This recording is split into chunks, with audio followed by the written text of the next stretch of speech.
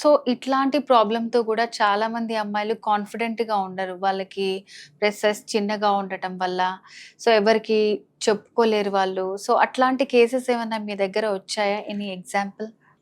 Young patients 20 early 20స్ అనేది చాలామంది హ్మ్. చిన్నగా రొమ్ము ఉండే వాళ్ళకి గూడా చాలా మందికి సెల్ఫ్ కాన్ఫిడెన్స్ అనేది తగ్గిపోతది. హ్మ్. సో, ఇట్లాంటి వాళ్ళకి ఇట్లాంటి ఎన్హాన్స్‌మెంట్ సర్జరీ చేసిన తర్వాత చాలా బాగా మెంటలీ చాలా బాగా రికవర్ అవుతారు.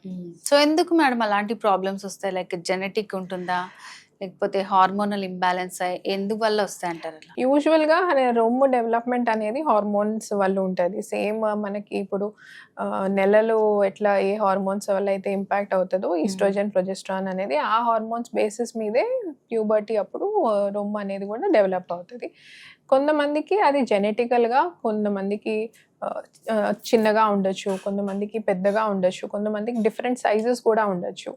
సో, అవి ఎందుకు స్పెసిఫిక్‌గా అంటే హార్మోన్ ప్రాబ్లమ్స్ వల్లే వస్తాయి. సో, మరి ఆరోహ ఎస్థెటిక్స్‌లో ఇలాంటి సర్జరీకి సో, ఎట్లాంటి ఎక్విప్‌మెంట్స్ యూజ్ చేస్తారు మీకు?